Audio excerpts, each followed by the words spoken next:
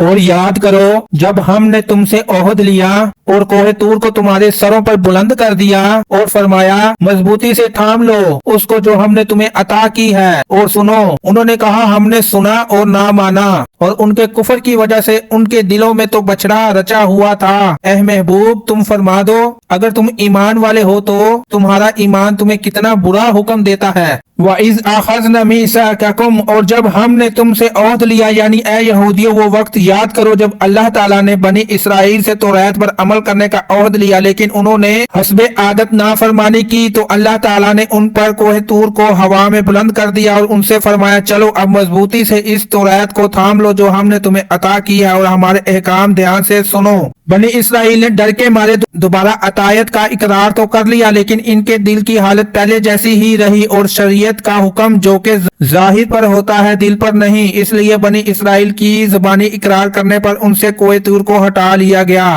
اگرچہ ان کے دل میں وہی انکار تھا اور در حقیقت ان کے کفر کی وجہ سے ان کے دلوں میں تو بچڑے کی محبت گھسی ہوئی تھی۔ اے حبیب صلی اللہ علیہ وسلم آپ ان سے فرمائیں کہ اے یہودیو تم اپنے سلاف کی اس حرکت کو جانتے ہو لیکن تم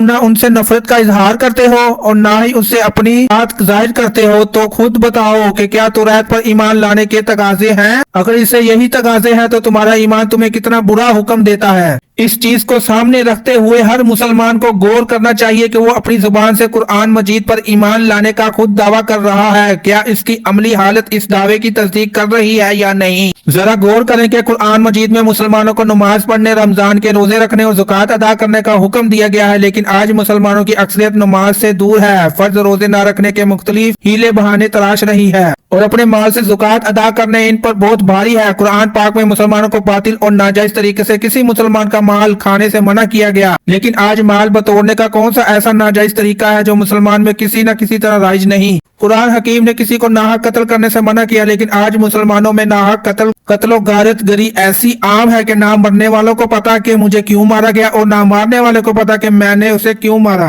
قرآن شریف میں مسلمان عورتوں کو گھروں میں رہنے اور پردہ کرنے کا حکم دیا گیا، لیکن آج ہمارے معاشرے کا وہ کون سا طبقہ ہے جس میں مسلمان عورت سج دھج کر صبر کر اجنبی مردوں کے سامنے نہیں آ رہی، بلکہ آج مسلمانوں میں ہی کچھ لوگ عورتوں کے پردہ کرنے کو تنگ ذہنی قرار دے رہے ہیں۔ اے کاش کہ ہم بھی اپنی زبانی ایمان و محبت کے دعوے اور بے عملی و بد عملی کے درمیان کا تقاضا اور فرق سمجھتے اور ہمیں بھی اس بات پر غور کرنا نصیب ہو جائے کہ ہمارے اعمال میں کیا ہمارا ایمان ہمیں ان اعمال کا حکم دیتا ہے یا ہمارے ایمان کے تقاضے کچھ اور ہیں۔ جب تک دل میں برائی کی لذت تو موجود رہتی ہے تب تک ایمان اور نیک اعمال کی شیری بنی میں اس میں داخل نہیں ہو سکتی۔ گناہوں پر اصرار ایمان کی مٹھاس اور عبادت کی لذت محسوس نہیں ہونے دیتا۔ یاد رہے کہ نیکوں اور نیکیوں سے محبت ایمان کی علامت ہے، جبکہ برائی اور برائیوں سے محبت ایمان کی کمزوری کی علامت ہے۔ لہذا ہر شخص کو چاہیے کہ وہ اپنی ایمانی قوت کو اپنے قلبی میلان سے معلوم کرے، کیونکہ جن دلوں میں فلموں، ڈراموں، بے حیائیوں اور گانوں کی محبت ہو،